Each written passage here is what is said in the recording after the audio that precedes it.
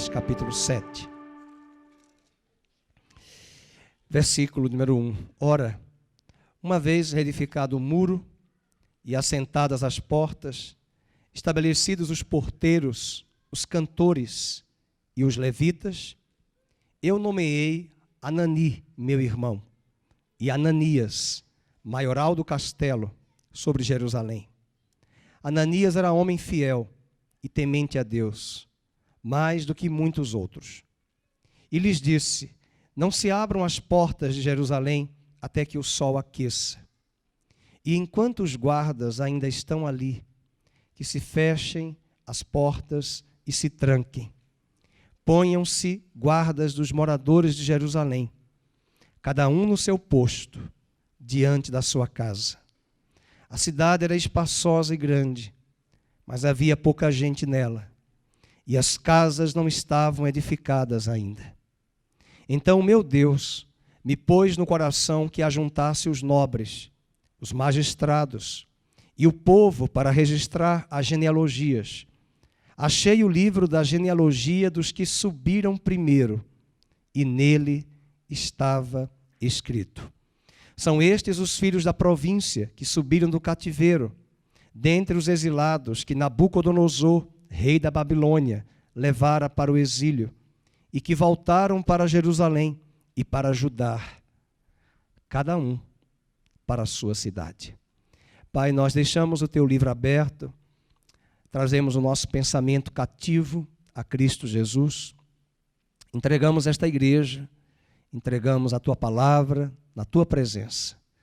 Aquieta o nosso coração e que todos os ânimos que estejam aqui acirrados, o Senhor possa aquietar cada um de nós e trazer a quietude das águas tranquilas do grande pastor das nossas almas, o Senhor Jesus, e nos guiar ao centro da tua vontade, a partir da tua verdade. Fala conosco, muito obrigado por este dia, por esta manhã ensolarada, este período de primavera, que nos aponta um novo tempo e uma nova estação. Como hoje é o calendário judaico que os judeus recebem um novo ano, eu quero orar para que o Senhor traga uma experiência sobrenatural com cada um deles, que eles possam conhecer a Ti. Nesse ano novo judaico que eles recebem, o Senhor possa fortalecer aquela nação física de Israel e que todos os judeus espalhados por sobre a terra, assim como está escrito em Romanos capítulo 11, que o teu véu seja removido de sobre os seus olhos e que todo Israel seja salvo, tenha um encontro pessoal com Cristo Jesus. Oramos agradecidos em teu nome. Amém e amém. Você pode sentar. Hoje é o dia do calendário judaico, esqueci de falar. No calendário judaico, hoje é o primeiro dia do ano. Eles vão receber o novo ano judaico. Nós estamos no calendário gregoriano, do Papa Gregório, o calendário ocidental que nos faz crer que estamos no ano 2018, mas 19. Mas os judeus estão celebrando hoje, recebendo o novo ano que eles contam desde Adão, 5.780 do calendário judaico. Tá? Eu sei que dá um nó na cabeça da gente, porque é desde Adão. Pois é, a Terra não tem esses bilhões de anos. Ela tem porque em Gênesis 1 está escrito que Deus criou os céus e a terra. É verdade. Então, ela tem esses anos. Mas da existência do primeiro homem, eu não vim do macaco, coisíssima nenhuma, do primeiro homem, de Adão, até os dias de hoje, é bom lembrar, é uma aula complexa falar isso, porque eu quero falar para o Neemias, mas só por causa do ano, que eu falo uma coisa, eu percebo na testa, quando alguns dizem assim, eu não entendi, 5.780, então eu tenho que falar. Né? Então, eu não sou louco nem desequilibrado, mas é que eu falo uma coisa e eu percebo que alguns dizem assim, mas como se a Terra tem milhões de anos? Lógico que tem. É que você tem que estudar hebraico.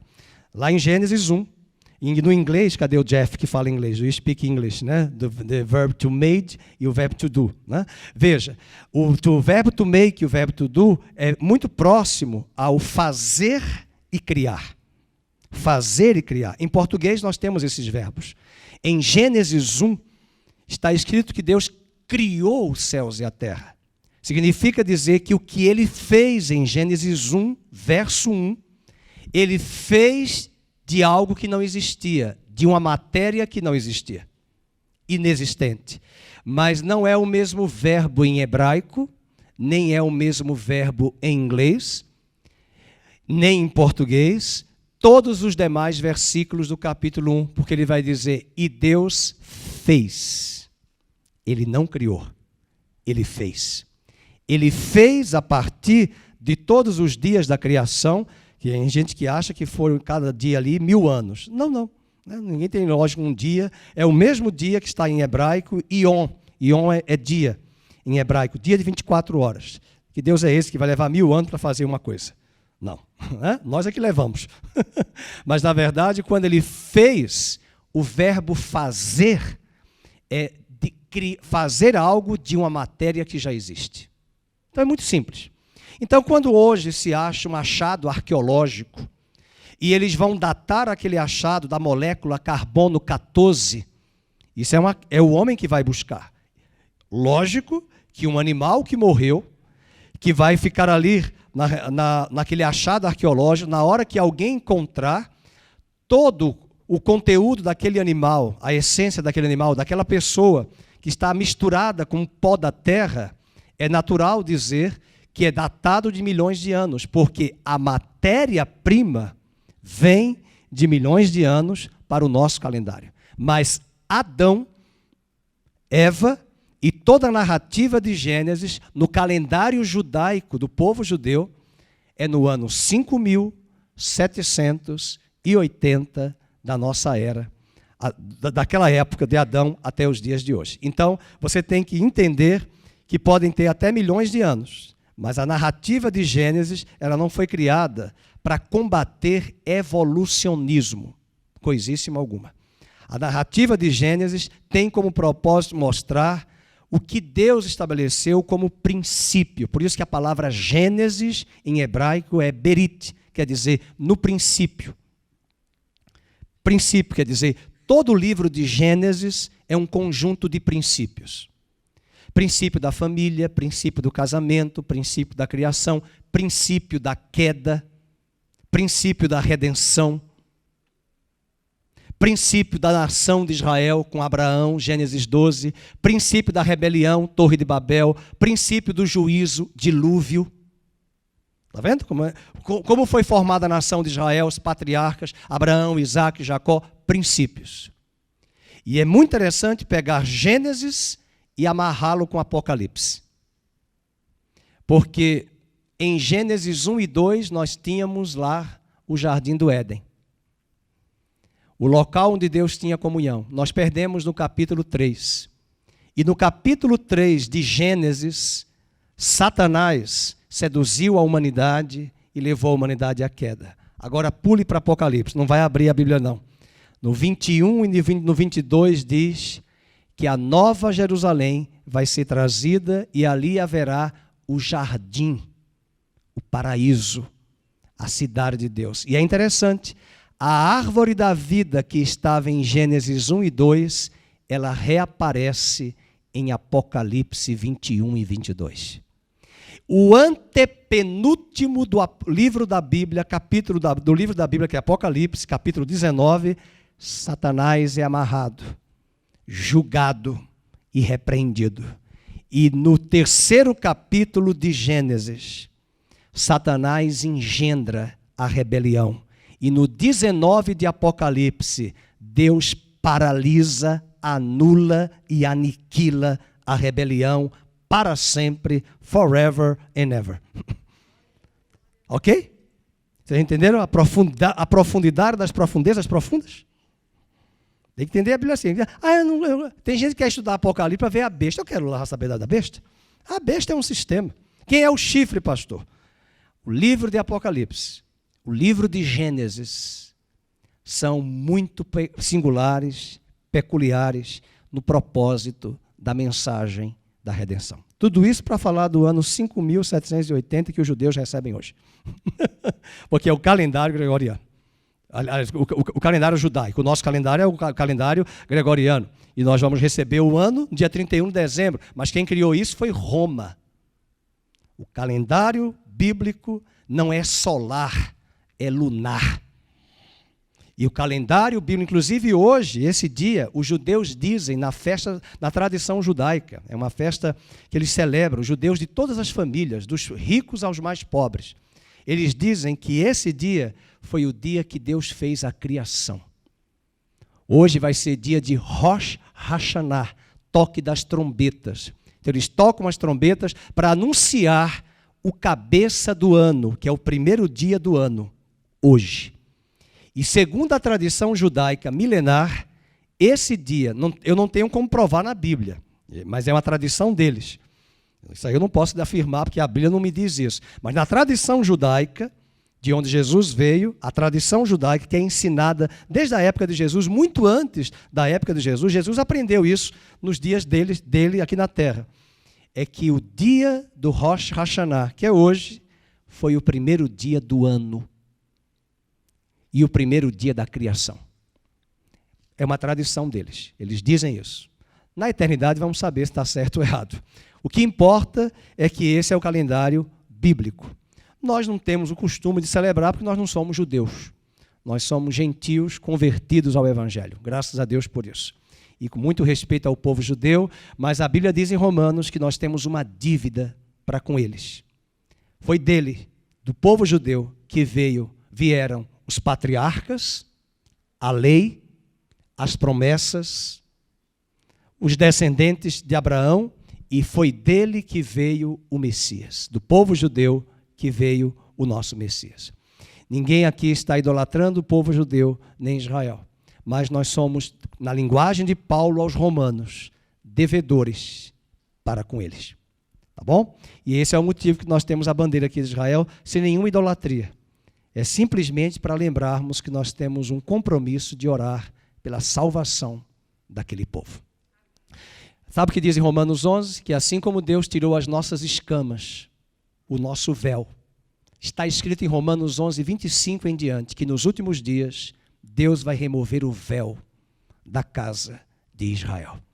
E eles vão ser reenxertados na oliveira verdadeira, porque nós que éramos da oliveira brava, fomos enxertados no lugar dos ramos naturais. E nos últimos dias, os ramos naturais voltarão a ser reenxertados. Deixe-me explicar uma coisa. Eu não tenho poder algum, nem você, para enxertar nada. Quem enxerta é Deus. Quem abre os olhos é Deus. Quem convence o homem do pecado, da justiça e do juízo é o Espírito Santo. Então eu quero crer que assim como Deus arrancou um dos piores idólatras, que sou eu, que está aqui, que eu era idólatra, e também Deus arrancou você, diga amém, que você também era. Alguns não eram não, mas outros eram. Eu era o pior. Eu não vou dizer o que eu fiz, porque está falando ao vivo, vão me prender depois se eu vou falar tudo o que eu fazia. E se Deus abrir os meus olhos, quem sou eu para dizer que Deus não pode abrir os olhos do povo judeu? Eu quero te dar uma dica. Eu já vou pregar Neemias, não fique preocupado não, tá bom? Não esqueci não. Só quero te dar uma dica. Você que está orando por sua família, está orando por seus familiares. Tem orações que nós temos que ser bem radicais. Uma das orações que eu oro por esse mundo perdido, depravado, promíscuo, devasso, é que Deus gere nessas pessoas uma profunda insatisfação com a vida que elas levam. E quando um vazio, ora assim, gere uma lacuna, gere um vazio, gere uma crise existencial, gere um desespero, mas que eles encontrem a esperança em Jesus. Você tem que orar assim. E talvez se orarmos dessa forma, vamos ter mais conversões genuínas. Porque nós queremos trazer a família para Cristo na nossa força, no nosso braço. Não adianta. É só atropelo dentro da igreja, que as pessoas vêm, mas elas não se convertem. Mas quando há uma genuína conversão pelo Espírito, é muito mais fácil. Então eu creio, se Deus me arrancou, Deus pode arrancar as escamas do povo judeu. Amém? Vamos para Neemias, que é o que nos interessa. Bem, o capítulo 7 é um capítulo desafiador para a minha pessoa como pregador. Primeiro, que há uma lista interminável, quase interminável, de nomes difíceis. Se você quiser adotar um nome para o seu bebê, seu neto, está aqui uma lista. Mas só se você for judeu, porque os nomes são todos em hebraico, que traduzidos para o português, você vai ficar de cabelo em pé. Dá uma lida aí no capítulo 7, a partir do verso 7 até o verso de número 68. É só nome de judeu naquela época. Então você tem aqui, vou pegar o versículo 7. Zorobabel, Jesua, que é Josué, Neemias, Azarias, Ramias, Naamani, Mordecai, Bilzan, Misperet, Bigvai, Neum, Baanar. Gostou da lista? Profunda lista. Mas aqui é uma lista de nomes difíceis, quase interminável. Ok, eu vou falar por que ele vai trazer essa lista. Mas por trás desses grandes nomes, há muitas verdades espirituais de como interpretar esse texto. Como é que nós podemos aprender lições tão práticas hoje de manhã a partir de um capítulo como esse? Hoje eu vou me deter mais no versículo 1 até o verso 6. Mas se você pegar o texto em casa, você vai perguntar, como é que eu posso interpretar um texto como esse? E um grande comentarista da Bíblia americano, Howard Hendrickson, ele disse, abre aspas, quando você estiver enfrentando um problema de interpretação, vírgula, suba numa árvore contextual. Você quer interpretar, tem um grande problema de interpretação, disse Howard Hendrickson, um dos grandes comentaristas. Suba numa árvore e faça a interpretação contextual. Fecha aspas. Então vamos para as lições preciosas, são 4 lições que a gente pode aprender aqui nesse capítulo. Primeiro, ele fala sobre o propósito da volta dos exilados. Quem estava comigo na escola bíblica, hoje de manhã, é muito bom porque a gente está estudando Neemias, e é preciso entender a Bíblia. Eu confesso que é por isso que a pregação expositiva, irmãos, as pregações de hoje, elas são autoajuda. Pontinhos, 7 pontinhos para ter vitória. A pregação da Bíblia, por que numa pregação como essa, tem até pessoas que dizem que o que eu falo elas não entendem? Primeiro, eu não estou falando grego, estou falando português. Por que às vezes uma pregação como essa, você pode até dizer, dá um sono, dá sono mesmo, porque os neurônios precisam trabalhar. Tem que trabalhar, tem que observar a história. E um detalhe, se você não força a sua vida pessoal a estudar a Bíblia dessa forma, eu te garanto que quando você estiver sozinho e que Deus quiser falar com você no seu quarto e você tomar uma passagem da Bíblia difícil, você não vai entender. Mas quando você tiver uma boa base bíblica, histórica, contextual, eu te garanto que o texto que você abrir, ontem mesmo Deus falou comigo em Ezequiel, capítulo 12. Mas tem certos versículos lá de Ezequiel que você fica de cabelo em pé. Mas se você entender o contexto, você entende o que Deus quer falar com você. Então, não é tão fácil estudar a Bíblia. Alguém disse que a Bíblia é muito difícil. Não é. Ela é difícil para o iniciante.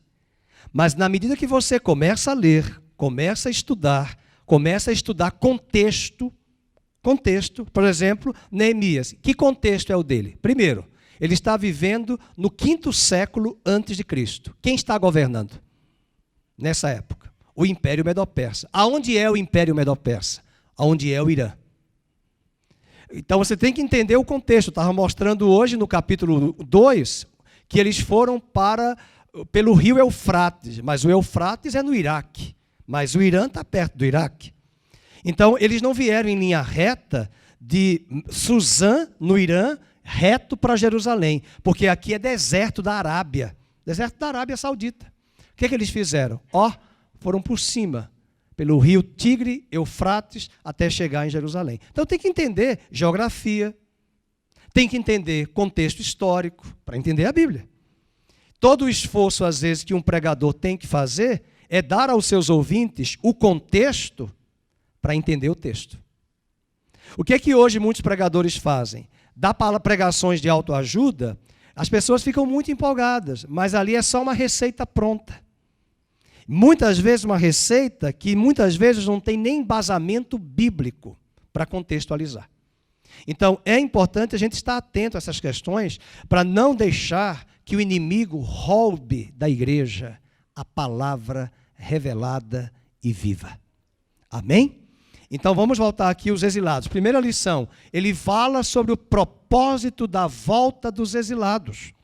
Então, veja aí no capítulo de número 7, verso 6. Vamos ler? São estes os filhos da província que subiram do cativeiro dentre os exilados. Vieram de onde? Da Babilônia.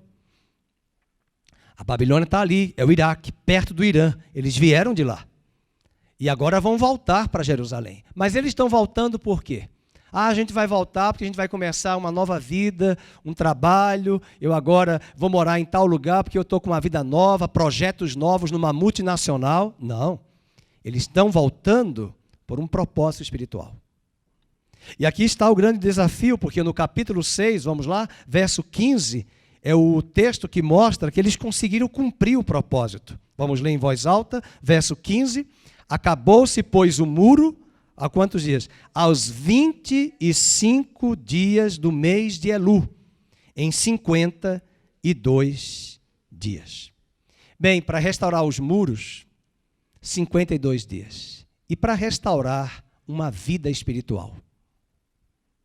E para restaurar um pensamento norteador que vai ter base, solidez em nossa vida para enfrentarmos qualquer tempestade da vida. São os anos da vida que nós precisamos vivenciar. Então, Neemias volta, restaura os muros, mas você vai ter uma péssima notícia agora. O capítulo 11, 12, 13 vão nos mostrar que aquele povo que voltou, que construiu os muros, agora está se miscigenando na cultura dos pagãos. Isso mostra de que aquilo que com tanto zelo Neemias estava fazendo, realizando, agora, as trevas estão agora investindo naquele povo para corromper a identidade espiritual e moral do povo de Judá. E Neemias vai ficar furioso porque até alguns sacerdotes, seus parentes, se casaram com pagãos e gentios. E esse é o zelo do líder Neemias, para mostrar que o propósito dessa volta era muito mais do que restaurar os muros. Era também restaurar a vida, o culto. Hoje é muito fácil levantar igreja. Nós temos ministérios grandes aqui no Brasil, ministérios de mídia, mas só Deus sabe a vida e a motivação de cada um de nós. Só Deus sabe. Foi cantado aqui hoje, eu quero a glória da segunda casa. Né? Vamos interpretar essa música? Será que é possível colocar a letra? Eu quero a glória da segunda casa. Que segunda casa? Porque a primeira casa foi Salomão que construiu. A segunda casa, quem construiu foi um contemporâneo de Neemias, Zorobabel. A segunda casa, quem participou foi Esdras. A segunda casa, quem foi proteger esse templo, a segunda casa, Neemias, que restaura os muros. E em Esdras capítulo 3, está escrito que os sacerdotes choraram, porque quando eles viram essa casa segunda, comparada com a de Salomão, era pequena. Mas sabe o que Ageu falou? Alguém já disse que os melhores perfumes estão nos menores? Depois você lê em casa Ageu, só tem 2 capítulos. Ele falou assim, a glória da segunda casa será maior do que a da primeira. Sabe por quê? Porque a glória da primeira casa foi o fogo de Deus que desceu do céu, entrou na arca, lambeu a tampa da arca e absorveu aquele sangue da novilha, do bode, que foi colocado para expiar o pecado do povo. E todos viram a glória, uma fumaça, saindo debaixo da cortina dos santos, quando Salomão construiu o templo. Mas o profeta Ageu está dizendo que a glória da segunda casa será maior do que a da primeira, porque lá no Evangelho de João, capítulo 1, diz que quando Jesus entrou no templo, João, o evangelista, escreveu: olhamos para ele e vimos nele a glória do unigênito do Pai. E aquele Messias de 30 anos, quando entrou em Jerusalém, no templo, estava cumprindo a palavra, a glória. E por favor, não vamos atrás de fumaça. Se você quer saber a melhor definição da glória de Deus não é cair no chão, não é falar em línguas, não é ter dons. A glória de Deus, preste atenção, é a máxima expressão de quem Deus é. Eu quero dizer uma boa notícia. Sabe onde é que está a glória de Deus? Na igreja. Quando eu olho para a igreja, para os irmãos, eu posso ver as marcas de Cristo em cada um de vocês. Por exemplo, se eu sou soberbo e a Beatriz é humilde, e eu vejo a marca de Cristo da humildade nela, Deus usa a vida dela para me corrigir. Se a Fátima é impaciente, mas o marido dela é muito longânimo e compassivo, ela olha para ele e vê nele a glória de Deus da paciência, da longanimidade e da mansidão. Olhamos para ele e vimos nele a glória, a máxima expressão de quem Deus é. Foi esse templo que Neemias esteve, no segundo templo. Foi esse templo que 450 anos antes de Cristo nascer, Deus levantou Esdras, Deus levantou Neemias, Deus levantou Zorobabel para prepararem, para construir o templo, restaurar os muros, restaurar a cidade e mais do que isso, ele mandou Esdras para restaurar o culto a Deus. É muito fácil levantar paredes, é muito fácil levantar ministérios. O que é mais difícil é perseverar. O que é mais difícil é permanecer firme. O que é mais difícil é se consolidar. O que é mais difícil é não abrir mão da posição que Deus nos colocou diante das tempestades que vêm sobre nós. O que é mais difícil é que na hora das pressões e das crises, nós podemos nos vender e trocar o nosso direito de primogenitura por coisas contemporâneas e mundanas. Isso é difícil. Então, restaurar os muros, 52 dias. E a vida? E o culto a Deus? É toda uma vida. Esse é o desafio desse povo que está voltando. Vamos para a segunda lição. Ele fala sobre o número dos exilados que voltaram. E sabe quantos voltaram? Se você quiser anotar, é a somatória de tudo que está no capítulo de número 7. Foram 42 mil pessoas, 42.360 pessoas, com seus pertences. E eu contava hoje na escola bíblica, eles viajaram 1.300 quilômetros. Eu já viajei várias vezes de Maceió, quando era solteiro, de ônibus, de busão, de Maceió para Campinas e São Paulo. Sabe quantos dias? 2 dias. E o doutor Bactéria aqui, quando parava em algumas rodoviárias para tomar banho, irmãos, eu tinha que comprar sandália havaiana para tomar banho. Meu Deus do céu, como é que põe o pé nesse banheiro? E eu olhava lá os blocos de bactéria, já via lá o meu óleo, e agora, como é que eu tomo banho aqui? Não vou dizer os nomes das cidades, porque são cidades maravilhosas, para não ofender nenhuma cidade do Nordeste, mas era cada rodoviária. E aí eu disse, bem, vou comprar uma sandália havaiana para entrar de havaiana aqui, porque o meu pé não vai ficar aqui não, é muita sujeira. E eu tinha que tomar banho, né? E era todo um cuidado ali, naquele busão. Mas eu vinha, né, viajava, sabe quantos quilômetros? 2.500 quilômetros de distância. Num calor escaldante. Num ônibus que nem tinha ar-condicionado. Outros tinham, mas já viajei até alguns que não tinham. Eles levaram 5 meses para fazer essa viagem. Não era uma peregrinação a Santiago de Compostela. Não era uma peregrinação a Fátima, que muitos fazem com prazer. Era uma viagem para deixar as suas malas em Jerusalém e morar em Jerusalém, uma cidade que estava destruída, para ser reconstruída, restaurar os muros, restaurar o culto. E nós vamos ver ainda nesse capítulo que quando eles chegaram lá, a cidade estava vazia. Olha para o capítulo 7, verso de número 4. A cidade era espaçosa, acharam aí? E grande.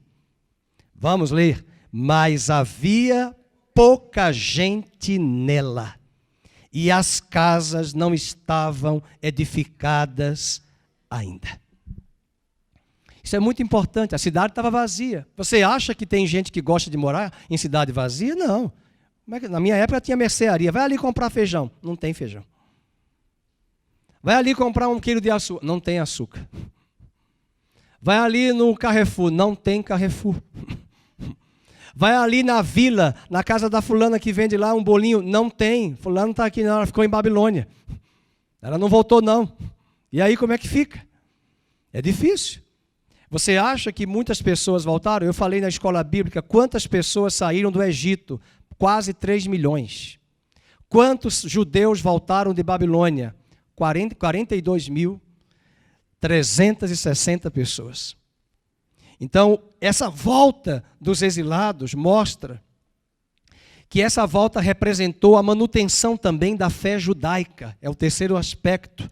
A representação da manutenção da fé judaica. Meus queridos, quem está voltando ali não é um bando de escravos.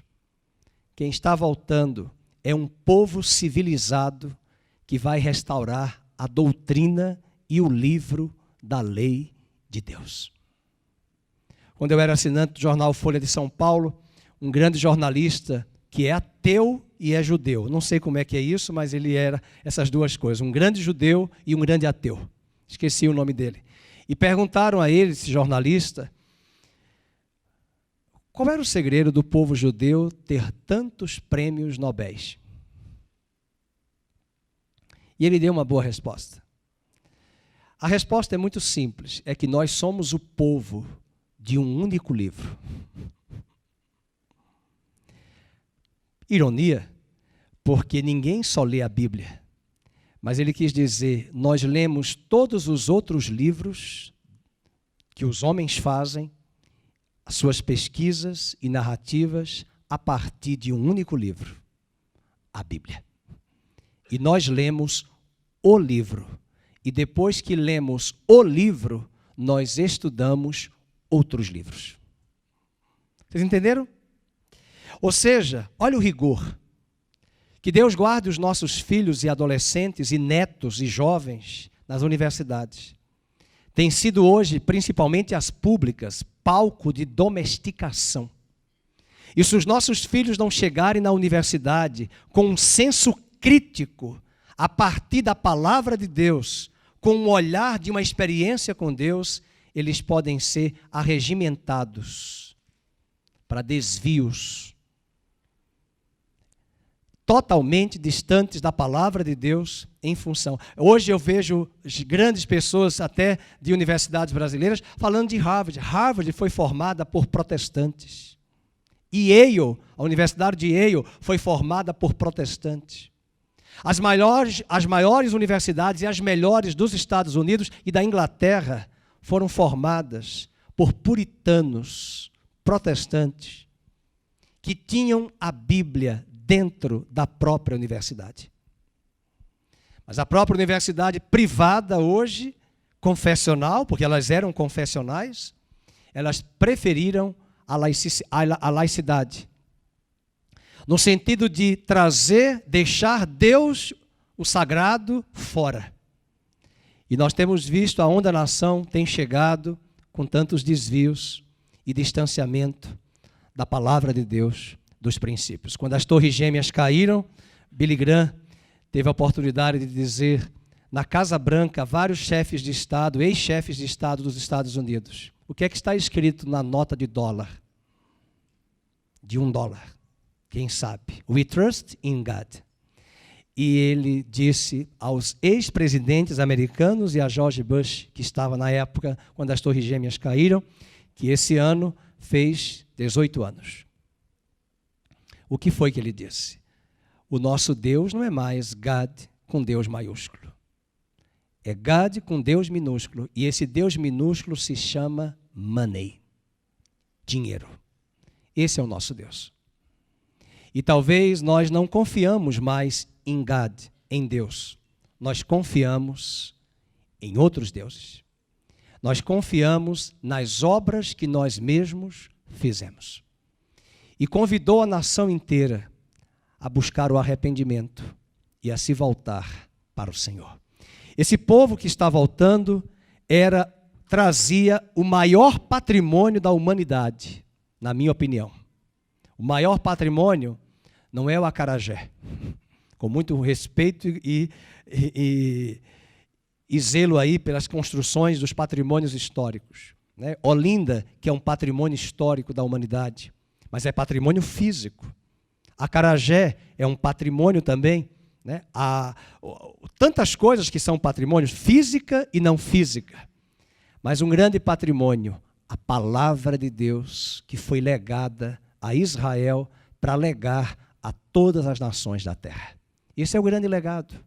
Se esse povo não tivesse voltado, se esse povo tivesse ficado em Babilônia, o Messias não teria nascido. Então, parece que são vários escravos que estão voltando. Não, são exilados. As pessoas não dão muito valor, mas é esse povo que volta, que traz na sua bagagem a esperança messiânica de que o Messias virá. Depois você lê em casa capítulo 9 de Romanos. Deles, do povo judeu, são os patriarcas, deles veio a lei, deles vieram as promessas e deles veio o descendente, o Messias. Para que o Messias viesse, Deus preparou esse patrimônio, esse acervo que o próprio povo judeu, de zelo, trouxe e construiu com a parceria de Deus. E a quarta lição é que ele fala sobre a estruturação da vida dos exilados. Vamos para o capítulo 7, verso 1. Ora, uma vez reedificado o muro e assentadas as portas, vejam, assentadas as portas, estabelecidos os porteiros, os cantores e os levitas. E aqui agora eu quero falar sobre 4 medidas práticas que Neemias teve que tomar junto à cidade depois que ele restaurou os muros. Vamos para a primeira. Tem muito a ver com o que eu desafiei sobre o ministério de cura. Nós vamos preparar a igreja para ministérios de curas, ministério de diaconia, ministério de mídia. Mas eu vou preparar, mas eu preciso que você queira, que você diga sim, que você coloque a mão no arado, que você esteja disposto a fazer a obra. A obra de Deus não é feita amarrado, cobrando legalmente. É preciso sair com o coração disponível. E o texto vai nos mostrar, no verso 2, coloque as pessoas certas nos lugares certos. Vamos para o versículo 2. Quem foi que ele nomeou? É a primeira medida que nós aprendemos aqui. Coloque as pessoas certas nos lugares certos. 7:2, vamos lá? Eu nomeei Anani. Quem é esse Anani? Ele aparece aonde? Lá no capítulo 1 de Neemias. O que ele trouxe? Notícia para Neemias. De quem? Do povo dele, da cidade. Então veja o versículo 2. Meu irmão e Ananias, maioral do castelo sobre Jerusalém. Ananias era homem fiel e temente a Deus, mais de quê? Do que muitos outros. Após a restauração dos muros, que as pessoas, que ele restaurou, ele poderia agora nomear alguns irmãos para trazer a estabilidade e o prosseguimento da obra de Deus. Eu quero ler aqui um pensamento de um grande conselheiro do ex-presidente Franklin Roosevelt dos Estados Unidos. Abre aspas. Ele disse, esse conselheiro para o presidente dos Estados Unidos na época, Franklin Roosevelt, abre aspas, o melhor executivo é aquele que tem bom senso em escolher bons homens para executar o que ele quer que se faça. E mais ainda, o melhor executivo é aquele que tem autocontrole suficiente para não se intrometer com eles quando eles estiverem executando. Como é que você vai nomear alguém e você vai atrapalhar esse alguém que está fazendo? Às vezes tem pessoas que nós nomeamos na igreja, nós estabelecemos, mas elas não ajudam, elas não somam. É muito triste, nós estávamos ontem comentando sobre isso com um curso que eu faço final de semana a cada 15 dias, na Faculdade Batista, e a irmã estava falando que os pastores hoje têm estado sobrecarregados. E aí um pastor que estava na sala falou assim, pois é, há pastores que são centralizadores, mas há também pastores que não podem passar para algumas pessoas porque algumas pessoas não são confiáveis, não são constantes, não são firmes, não são estáveis. E até que se prove o contrário, eu sou da premissa, eu vou investir. Mas se provar que não é tão confiável, desculpa. Ou a porta se fecha, para nunca mais você ter uma função, ou você muda também de atitude. Então, é preciso pensar sobre isso. A obra de Deus precisa ser feita, mas com as pessoas certas. Vocês perceberam o predicativo que ele colocou aqui de Ananias? Me chama a atenção. Não é tão fácil falar isso. Um pastor não pode estar falando isso, olha, fulano é melhor do que os demais. Mas ele fala de Ananias. Olha o versículo 2. E você está olhando para mim, deve estar pensando lá na empresa que você trabalha. Tem gente que é assim. Tem pessoas que são muito leais quando o chefe está presente. Mas quando ele dá as costas... Eu já estive numa reunião numa igreja, que eu saí dessa igreja, em pouco tempo que eu fiquei, porque em São Paulo era um treinamento, e o líder máximo superior viajou, e ele sempre vinha de manhã orar conosco. De manhã, 5 horas da manhã, 6 horas a gente tinha que estar no tapete lá de oração, todo mundo lá aguardando das 6 às 8. E a gente sabia pelo sapato da pessoa, potoc, potoc, potoc, chegou. E a gente já estava lá esperando o líder. Até porque o nosso líder maior é Deus. A oração não é para o líder, é para Deus. E eu nunca vou esquecer esse dia. Aquilo para mim foi o estopim. Quando chegou a notícia, nós já estávamos ajoelhados orando e a pessoa não chegou, que sempre chegava pontualmente. Veio uma pessoa, um casal dos seus mais de 55 anos e disse assim, pessoal, o líder não veio não, viajou, tomou o avião às pressas para os Estados Unidos para uma emergência. Meus irmãos, não para minha vanglória, todo mundo se levantou do tapete da oração, só eu fiquei no tapete. E na hora eu pensei, eu não acredito que todo mundo saiu porque o líder máximo não veio. Eles saíram e não ficaram na oração porque o líder não veio mais nesse dia. Nem viria porque estava no avião. E na hora eu pensei e perguntei para os meus botões, para quem nós estamos orando? Para Deus ou para impressionar os homens? Veja o capítulo 2, 7, verso 2. Quem era Ananias? Vamos ler. Era um homem fiel, temente a Deus, mais de quem? Mais do que muitos outros. Então valeu a pena Neemias ter nomeado. Nomeado quem? Anani e Ananias. Porque quem eles eram? Fiéis, vamos, leais e mais temente do que muitos outros. E o temente a Deus, porque quem teme a Deus se desvia do mal, se desvia da fofoca, se desvia da contenda, se desvia das intrigas, se desvia das rebeliões, se desvia de um caráter soberbo, arrogante, porque é temente a Deus. Esse é um princípio. Então Neemias começa a nomear pessoas certas nos lugares certos. Segunda medida, escolha homens que buscam os interesses dos outros mais do que os seus próprios. Vamos marcar isso aí. Escolha homens que buscam os interesses dos outros mais do que os seus próprios. Então vamos pegar aqui Anani. Eu nomeei Anani meu irmão. Vamos ver quem é Anani. Volta para o capítulo 1. Vamos ver, vamos lembrar desse Anani. Versículo 2 do capítulo 1. Veio Anani, de onde? Um de meus irmãos. Com quem? Com alguns de Judá. Opa, então onde estava Anani? Estava em Judá. Um rei já havia decretado que ninguém podia sair de Jerusalém, nem restaurar muros, nem cidade. Anani se atreveu a fazer, sabe o quê? A pôr a sua vida em risco, sair de Jerusalém, voltar para Suzã, avisar a Neemias, dizer como é que está passando o povo aqui na pobreza, para Neemias ficar sensível e voltar com recursos para Jerusalém. Quem foi que fez o meio de campo? Quem foi o homem que abriu mão da sua comodidade, da sua posição e se arriscou sua própria vida para avisar a Neemias? Anani.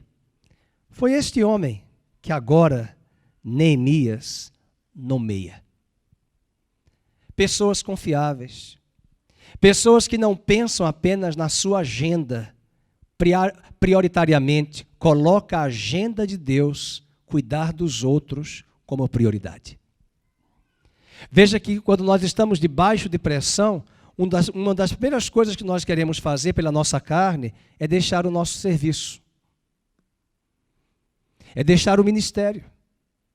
Estamos sobrecarregados e vamos deixando as funções que Deus colocou, que é uma função nobre. Às vezes, por motivos mais ignóbeis, há pessoas que deixam o ministério, a função, a posição, porque fulano me olhou mal, fulano não bate comigo, né? Fulano foi grosso comigo no departamento, e você vai deixar. Quem foi que te chamou? Quem foi que te separou? E aqui mostra o sentimento de Anani. Quem era este homem? Ele foi corajoso, abnegado. Ele expõe a sua própria vida, porque é um homem que pensa nos outros muito mais do que em si mesmo.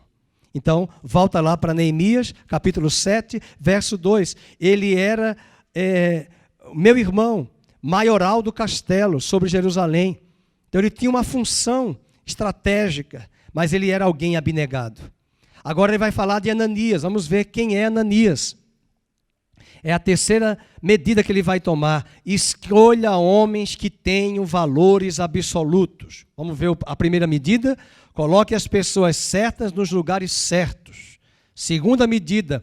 Escolha homens que buscam os interesses dos outros mais do que os seus próprios. Terceira medida.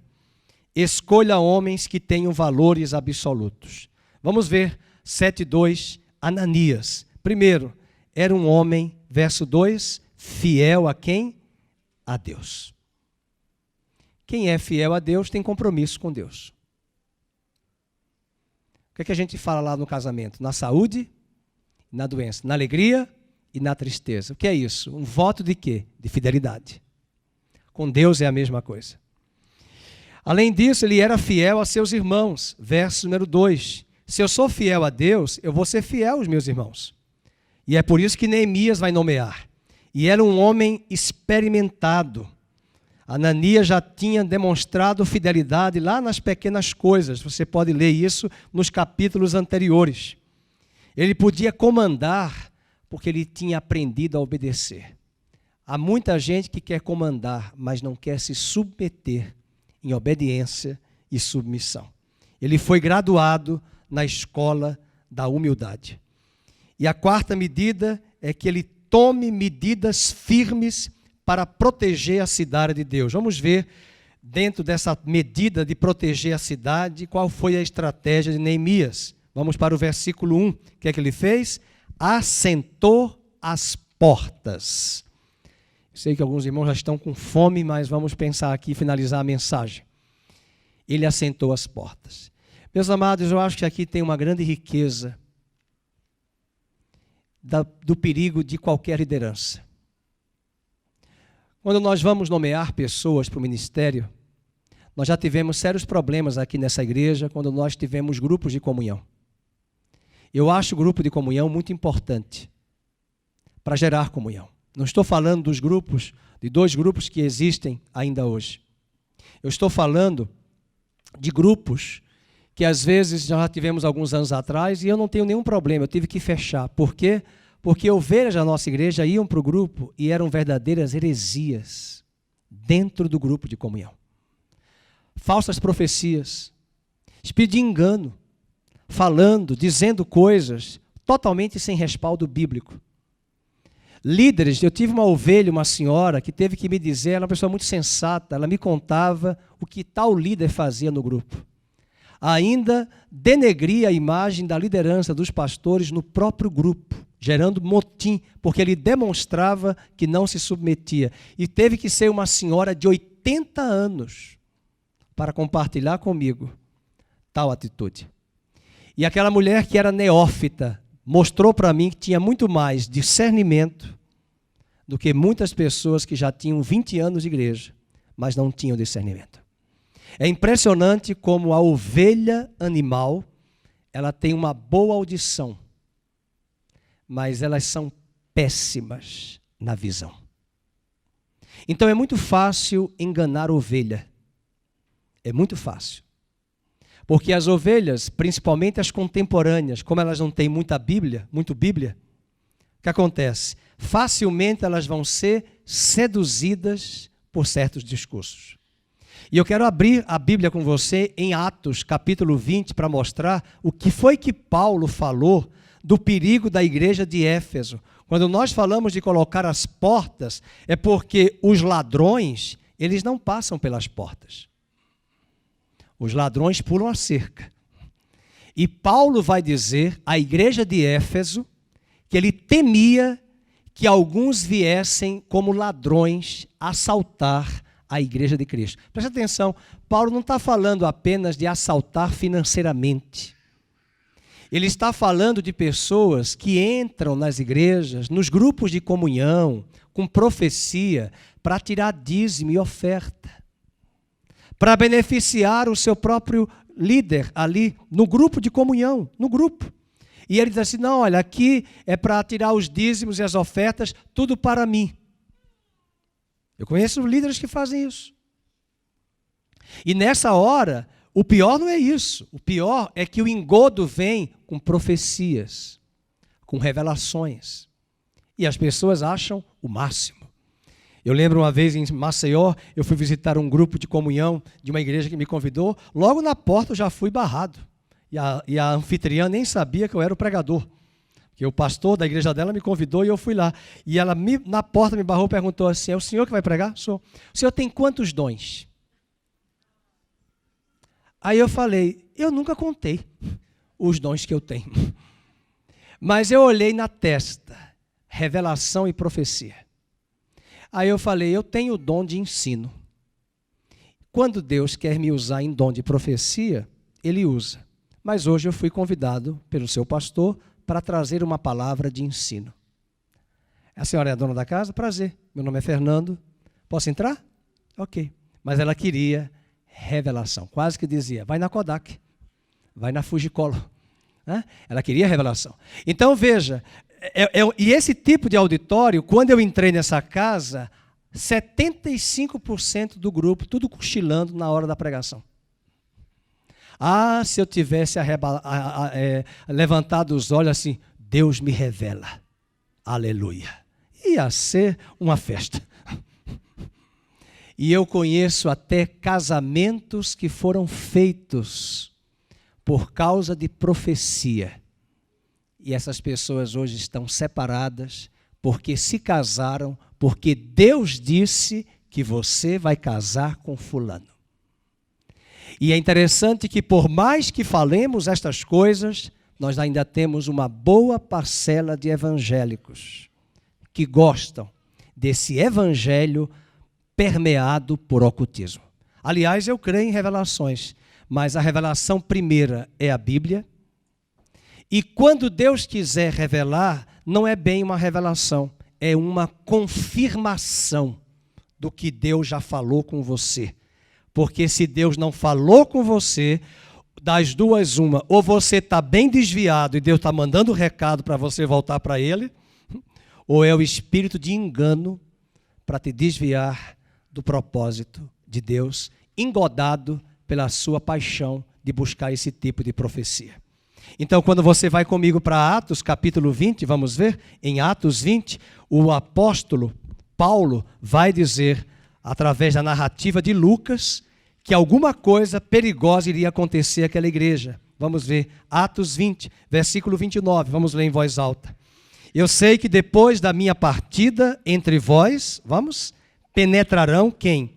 Lobos vorazes, que não pouparão o rebanho. O que é isso? Ladrões. Que vão entrar na igreja falando bonito, terninho italiano bem vestido, engomadinho, arrumadinho, mas que não gosta de ovelha. Que fala o português correto, mas basta até uma ovelha analfabeta que conhece a Bíblia, que sabe que ele não prega a Bíblia. E diz o texto no verso 30, e que dentre vós mesmos se levantarão homens falando coisas pervertidas, para quê? Para arrastar os discípulos, quem? Atrás deles. Portanto, vigiai, lembrando-vos de que por 3 anos, noite e dia, não cessei de admoestar com lágrimas a cada um. Sabe o que é que Paulo deu? Ele não deu receita pronta, não. Ele disse, nesses 3 anos, eu ensinei a vocês a Bíblia. Veja o versículo 32. Agora, pois, encomendo-vos a quem? Ao Senhor e a quem? E a palavra da sua graça, que tem poder para vos edificar e dar herança entre todos os que são santificados. De ninguém cobicei prata, nem ouro, nem vestes. Esse é o problema. Existem pessoas que, em Maceió, na universidade que eu estudei, cansei de convidá-las para ir na nossa igreja. Cansei, vamos na igreja no culto. Não, não vai. Aí apareceu um líder lá que para mim nem é pastor. É uma mistura de espiritismo, ocultismo com cristianismo. Eram filas quilométricas de pessoas que iam e já tinha uma funcionária da igreja, ficava na porta da igreja, no templo, na entrada, para fazer o cachê, a cobrança.